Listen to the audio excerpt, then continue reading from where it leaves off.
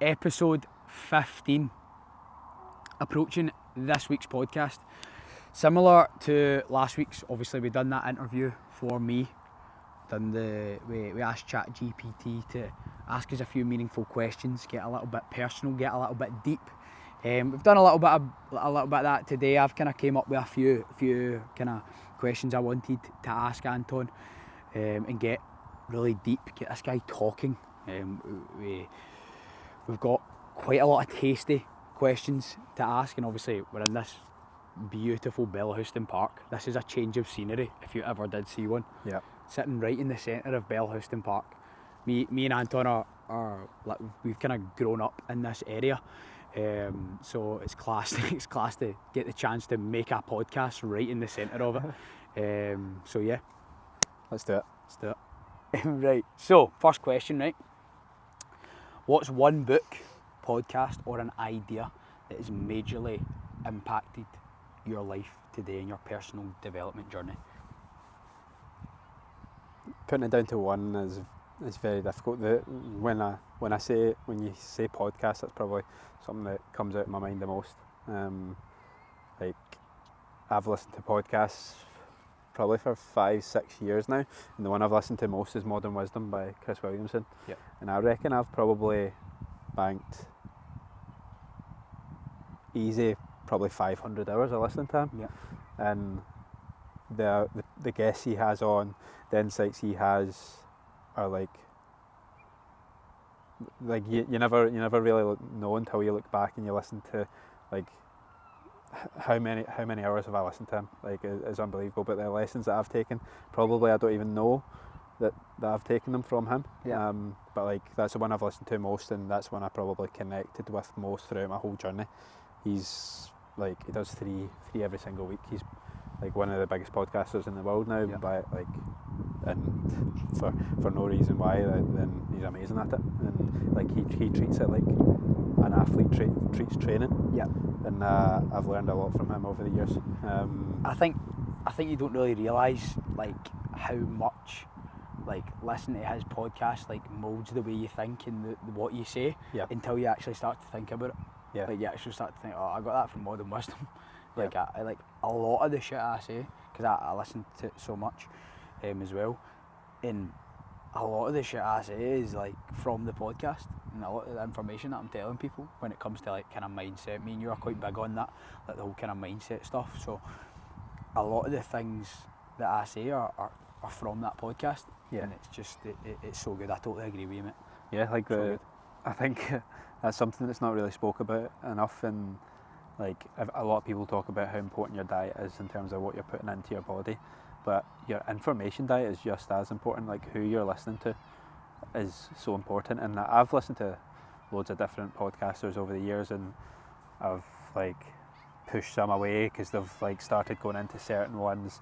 An example's Diary of a CEO with Stephen Bartlett. I used to listen to that a lot and I really liked it.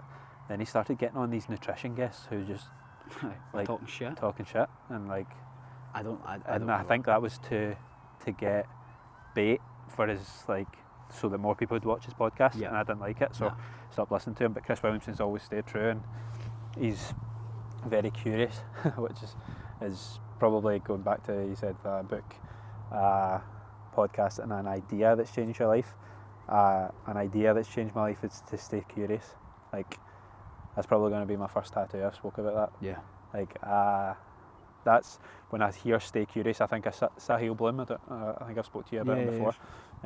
He's got his own podcast as well, and he talks about the importance of it, of always staying curious and always thinking, oh, I could maybe be a little bit better than that, or like, why does that work the way it works? Yeah, why do I do these certain things? Why am I thinking this certain way? That's the way I always think. Yeah. So like for the name of our podcast, it's so fitting. Yeah. Because I think ever since we started the podcast, being curious has been one of the biggest things for us in terms of like the way we think and the way we approach everything. Yep. So I totally agree with that, mate. Top class. Next one. Looking 10 years ahead, what kind of person do you hope to become, and what are you doing today to get there? I just want to continue to keep doing what I said I was going to do. I actually had a conversation with Jenna on holiday, and she said that's something she really respects about me, is like, I'll say that I'm going to do something and I'll go and do it. And like that's actually something I think I heard from a podcast once. I think it was Chris Wilson with Alex Ramosi, and he says like that is the epitome of like having confidence in yourself, is doing what you said you were going to do. If you're always not backing up if you say, right, I'm going to go to the gym in the morning, and your alarm goes off and you don't back that up, that's just like a bit of evidence that you don't believe in yourself. And like 10 years from now, I want to continue to do that. There's still times where I say I'm going to do something and I don't do it, but the more you do that, the more it builds within yourself. So that's exactly what I want to do. And what am I doing today to get there? It's just being super aware of my actions on a daily basis. I think journaling helps a lot with this. I'll ask myself a lot when I journal, is like, what's one thing that I'm not doing that I said I was going to do? Like, what am I slipping on? And usually that brings awareness to something. Like there's always going to be something day to day. You've only got so much time, like day to day. But like if there's something that you're consistently not doing, so like if you're not showing up for your health, like that's going to show. Like within your day to day, you'll maybe gain weight, or like you start feeling like shit. Like all these things will come to the price. But I think staying aware of it day to day is how I'm going to get there. Mate, this is my favourite topic. I could speak about this all day, because this is where I've really seen a change in myself ever since, like, kind of starting with Christian Ailey and Carly. That's where I was going wrong. This is exactly where, like, I had the issue, was saying that I was going to do something and then not doing it. So I'd done that like over a period of like years, of saying I was going to do something and like not doing it and not respecting it. So that's just built up a huge amount of like self-doubt and self-disrespect. Like you don't respect yourself when you don't show up for yourself. Yeah. That's one of the biggest things, and that's kind of where I was going. I'm still working on it, don't get me wrong, it's a long process, but at the same time I didn't have respect for myself, because I would always say I was going to do something, not do it. Yeah. People think, it's the I just can't track, I just can't do this, I can't do that, I like a long lie. Like, it's not that. You just don't respect yourself, or you don't trust yourself to do that. Yeah. And that's one of the biggest things for me ever since I started to like be aware of that was the issue. I feel amazing, and I feel like there's so much less overwhelm in my head, and I actually do like respect myself, and I think it makes it so much easier to love yourself, because you're like, I'm someone who shows up for me. Yeah. And then that makes you love yourself more, and then it just builds and compounds, as you say. Yep. So that's class, bro. Love that shit. Next one. If I took away your ability to train, post or coach, what would be underneath all that? This is a good question, that is bro. Such a good question. It's like, what is the identity underneath coaching, underneath Who are you? An athlete, underneath all this? I'd say I'm a pretty deep thinker. I'm just a guy. Chill guy. Just a chill guy. But as you know, I think about things very deeply, and like I'm pretty introverted, to be honest. Like I don't like spending a lot of time around people all the time. Like I like keeping my people close, like who are close around me. I like working with cool people, like clients. But actually me, like, God, this is a hard question to answer. But when I think about it to an extent, I'm someone who wants to learn. Like I think about that all the time. It's like that curiosity piece we were talking about. I like searching for other things, like things that I don't know, and asking questions.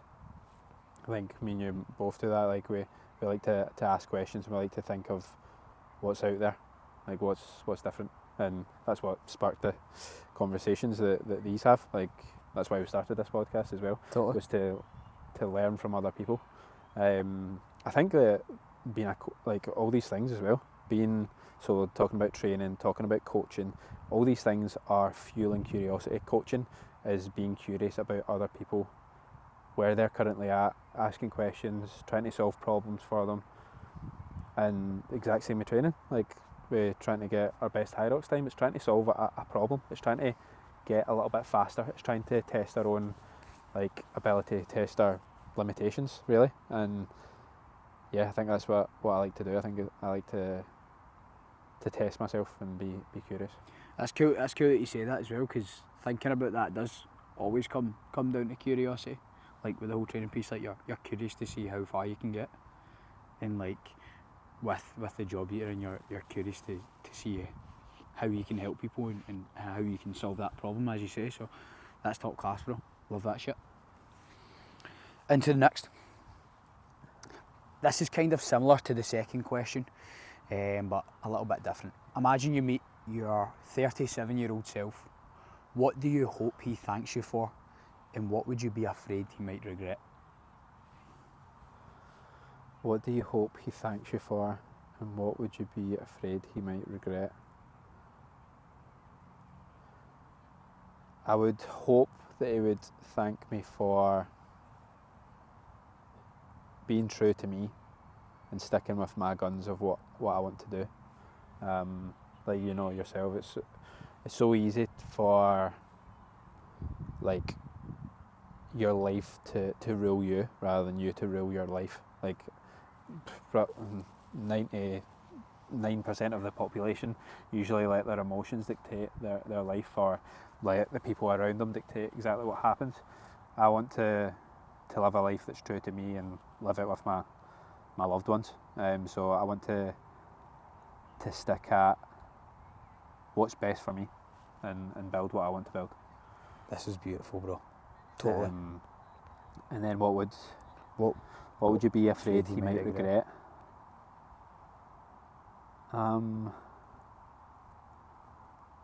It's a hard one. Totally. What would you be afraid he might regret?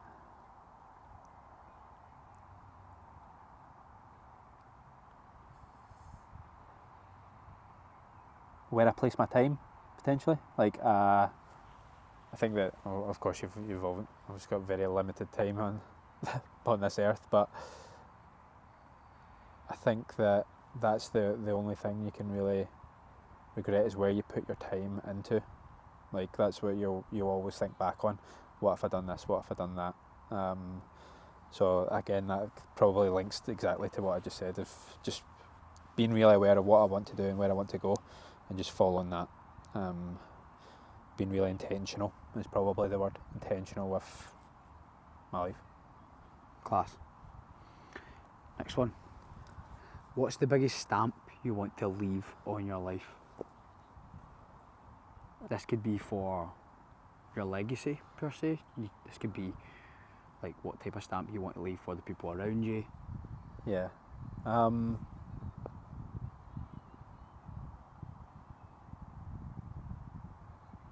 It's quite a similar question to the question that I got asked last week, in terms of what is the kind of thing that you want, what's the emotion you want to leave if all things said and done. Oh well, I want to make people realise their true potential, because when I think back to me as a 20-year-old, maybe, like the kind of thoughts that were going on in my head and like the confidence I had within myself, it was all faked. The confidence I had in myself, like the only time I would have confidence was when I had a drink in me and I was like blackout drunk. Like that's true to an extent. And then when I was sober, I would always be thinking about being drunk so that I would have that confidence within myself. And I think over the years I've worked so much on myself, both like externally and internally, that I now realise what's possible. And I think that's like a big reason I do coaching and try to ask people questions of and motivate other people as well to a certain extent, because like that is like all the podcasts you've listened to, all the books, all the coaches you've worked with, that is all people changing your mind on a certain thing. So I'll try and do that with others. I want to help mould other people's minds to a certain degree, in a positive light, so that they believe in themselves a little bit more to chase something, whether that is just like dropping 10 kilos and getting in the shape of your life, or whether that is like I left a very secure job to chase something that I actually love doing. Like, it's hard to do, it's really hard to do, and I want to, just, as I said to you last week, document my journey more and get people to understand that there's better out there. 100%. I can totally relate to that, the whole kind of like confidence thing. Obviously you're talking about like when you're like 20 and shit like that. I'm 21 right now, and I feel like if like people were to know me like a little bit, they would think that I'm a super confident guy. But I like what Naval said on Chris Williamson, is like, not like you're not one either like introvert or extrovert. Yeah. Because you like dip into one Both. or the other. Like you dip into both. Yeah. And I definitely feel that, because I feel like I'm a natural introvert. Yeah. But I've built myself up and I've worked on like myself to be able to say that I'm quite extroverted in scenarios, but I'm the same as you, mate. Like I think we're all trying to figure it out when it comes to stuff like that. But like for me, I definitely had to work on it, and I can totally relate when you say you needed to like have a drink and shit like that to go out, because that's every single time I went out.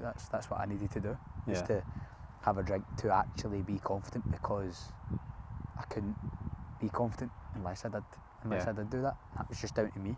Everyone talks about like liquid courage, but that's exactly what it was for me. Totally. That's why I stopped. Was Yeah. because it was something in me that felt like I didn't have control. Like, yeah, I could be confident when I had that drink, but like that's not you. It was me being fake to me. Like I would come away from a night out and being like, that wasn't actually you, and that's what bugged me. Yeah. So that's why I don't drink now, because I was like, I just want to be that.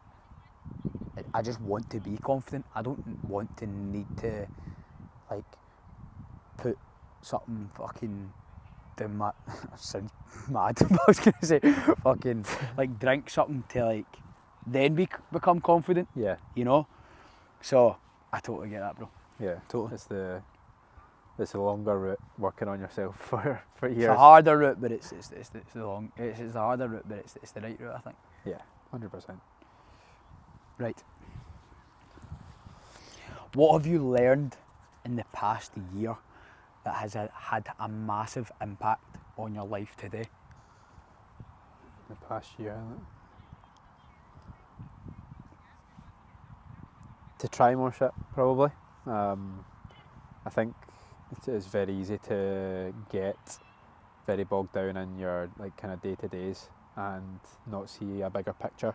So even a year ago from now, I was very much just like, let's take training for an example. I was just kind of doing the old bodybuilding routine, kind of strength training, and I branched out. I was like, there must be something more to this. I felt like, there must be something a little bit more. I obviously seen like more kind of hybrid training up and coming, and people running more and stuff like that. And I thought, I'm going to try that. And now I feel like so connected to my training. I actually love it. Mm-hmm. I love training for high rocks. I love trying to get faster. It gives me a purpose to change. But it goes back to the like trying new things. Like not just getting stuck in the same old thing all the time. I think you're always constantly evolving, especially if you're trying to learn new things, and like you're never the same person as you were 6 months ago. Like you've learned new things, you've had new conversations with people, different relationships with people. So I think you're ever changing. So you're always learning. Totally. Class. Yeah, so to round that up, probably it is try new shit. Yeah, especially if you're in a place where you're like everything's flying and everything's like, oh yeah, like everything's moving in the right direction, don't. But if you're stalling a little bit, whether it's like in your health and fitness, your training, if it's like your job, like try new things. Like fear will hold you back from it, but it's always better to try. So the way you look at it, isn't it? It's like fear can either hold you back from it, or it can drive you towards it. You know, it's just our perception. We say this all the time. I think we say this every single episode, but it is your perception on things. Totally agree, bro. Love that. So, what does winning at life mean to you? Winning at life, probably, like if you look at it from a whole grand scheme of things. Yeah, like whole grand scheme of things, like mental, emotional, physical, social, like it probably comes down to having a really close family, like really close friends who you love and love spending time with. That's from a social standpoint. From a physical standpoint, I want to be healthy. I want to be like chasing a goal. I think when I'm old and grey, like that goal will be different. Whether it's just like staying healthy, like staying strong. From like a mental standpoint, I think it comes more down to purpose and like having something on a daily basis that I like to build and I'm focused on. Like coaching, for example, like that's something that's big for mental for me just now. But winning at life is having like all the different factors aligned with how you're feeling in that moment and where you want to go with it. Sick. I think that mine's super similar to that. I feel like it's massive. Like all those things you want to constantly be like kind of working towards something like in the way you want your life to pan out. That's exactly kind of what I feel like is happening for us just now. So that's class. What's a big dream of yours that you've rarely spoke about?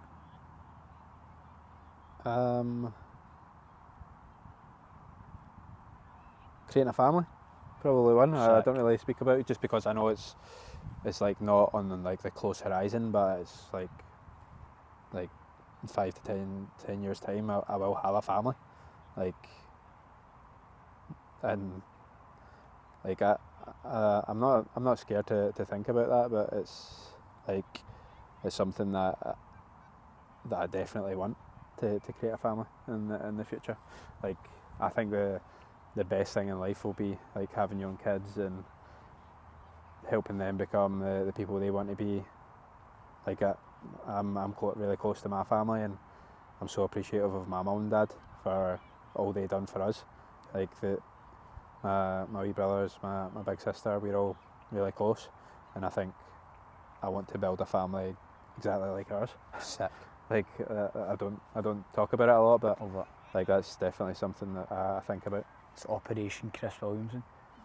Operation Chris Williamson. You're going to be the most intelligent 7-month-old ever. The most self-aware baby of all time. Get him reading. Get that Kindle out. See, instead of lullabies that I'm putting on podcasts. That Chris Williamson Naval Ravikant pod. So, why do you think you're so connected to fitness? What pulls you in when it comes to fitness? Because there's a lot of people out there that aren't really connected to it. Such a chore for them. I think that when it comes down to like kind of me and you, it's like an absolute pleasure at all times. Yep. At all times, it's an absolute pleasure. Don't get me wrong, there might be times where you're feeling a little bit shitty, maybe can probably see the session far enough, but when it comes to like taking everything into account, it's an absolute pleasure, and you get to do these things. Yep. So what would you say makes you so connected to fitness? I think going from one side of it, I've always been connected to it, like from like a sports standpoint throughout my whole life. Like playing football, playing badminton when I was younger, like I loved just going and like running about mad and going like playing, competing as well. Like with both football and badminton, I loved competing, and I think that like has carried on. I kind of lost that when I went to uni. Like I went away from it almost, and I felt like there was quite a big gap in my life, and I never really noticed it as such until I went back to training and started training in the gym, starting seeing different results. But like right now, why am I so connected to fitness? I think it's because I've tried all that new shit before, and I've really found something that I love doing, and that I can see progress with, I can see trajectory with. It's how it makes me feel as well, is the thing. Massive. Like everyone who starts in the gym for the first time, you're going to be shit at it. Like, you're going to be shit at it. Like, exact same with when you're in the pool for the first time. Like, mum, dad throw you in the pool when you're younger. Like, are you going to be class at swimming? Are you going to start doing 50 lengths? Probably not. And you're probably going to feel like shit. Like, after doing the first gym session, you're like, I didn't really go that well. I didn't really know what I was doing. But then when you get good at it and when you learn, like, it's good to be quite good at something and always want to be chasing better. Totally. So I always feel great after fitness, after training. Totally. I think those shittier sessions as well, like, they are so valuable because, like we were saying, like, all those things compound, and it gives you like a sense of appreciation when you get to that point. You can see the trajectory. Like, I always like to think you don't know what good is if you don't know what bad feels like. Yep. So it's good. It's obviously not good to like be bad at something. Something is, in a sense it is, but like it doesn't feel great at the time. But it's massive. It's a massive part of your journey, because if you're good at everything instantly, then there's no trajectory to get better. Yeah. You know what I mean? So it's always good to think about that. Like when you said competing there, like that gave me butterflies in my stomach. I absolutely love it, and I think we're in such a good position right now because we've got trajectory on our fitness where it's going to go, but we're also getting the opportunity to compete with each other. Yep. And we're hitting our goals together, which makes it so much better. Like hearing the word compete makes me want to compete. Makes me excited, and that's what really drives me. So I totally agree. Because competition, like, you're competing against other people, but the main thing is that like in training, you're competing against you last week. Like, can you get better than you last week? And again, when you push hard in fitness, you're going to grow in fitness. It's the exact same with everything else. Totally, because it's never linear either. Like, it's never always going up. You're always going to have little dips, and I feel like it's hard to remember sometimes, especially for me. I've had hard times where it comes to like, I'm not where I used to be, or I've been faster before, I've been this, I've been that, and you're like, but again, all these things compound. It's gonna, like, you don't think that way, but it's gonna, like, you kind of coming away from a certain thing and then going straight back to it, it's gonna benefit you in the long run. Love that. So I love that. It's class. Really good answer. So, last one. What is one thing that a lot of people don't know about you?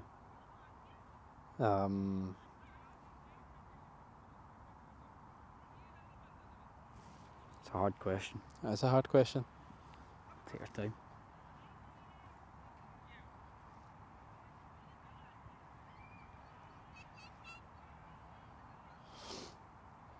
It can be anything. It can be silly, it can be serious, it can be...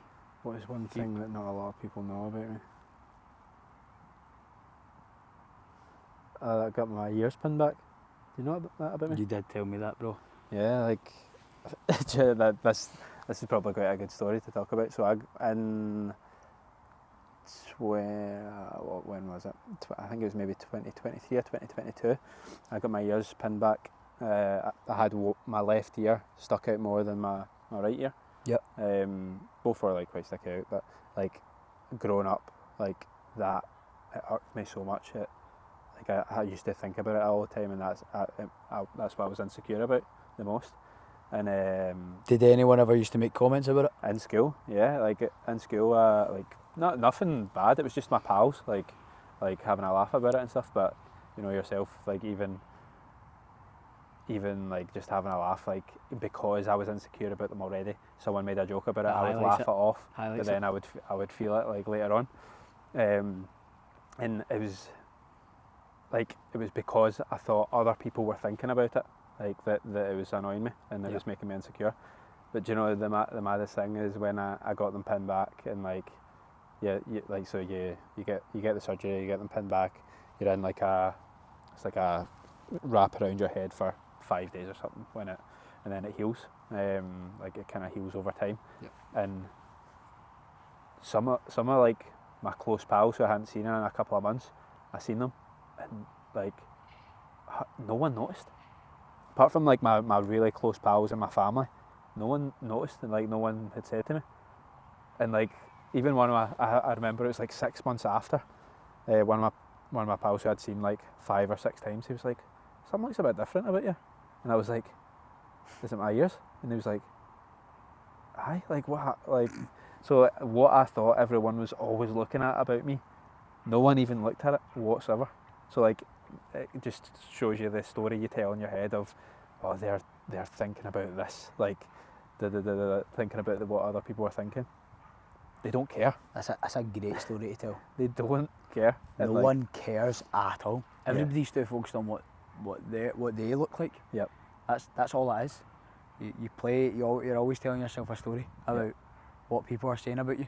Yep. And 9 times out of 10, no one's even thinking anything remotely like that. Yeah. Such a good story because it just allows people to understand, like people that are watching this, you've definitely got things that you're kind of insecure about, and you maybe feel like people are judging you for it, or you feel like people are like making fun of you behind your back about it. Again, 9 times out of 10, nobody's even thinking that. Yep. Nobody's even thinking that, and especially like the people around you, like the people that are exposed to you, the most likely going to be people that like think well about you. So it's about kind of shifting that mindset and kind of realising that everybody's so focused on themselves that they've got no time to think about you. Yep. Which is a massive one, and it's a massive one for me as well, because I've definitely still get like a lot of insecurities about like certain things, and I say that just now, and I'll maybe still kind of think sometimes, oh, they're probably thinking this about me, or they're thinking. It's just no one's thinking anything like that about you, and if they are, it's none of your business, because it's their thoughts.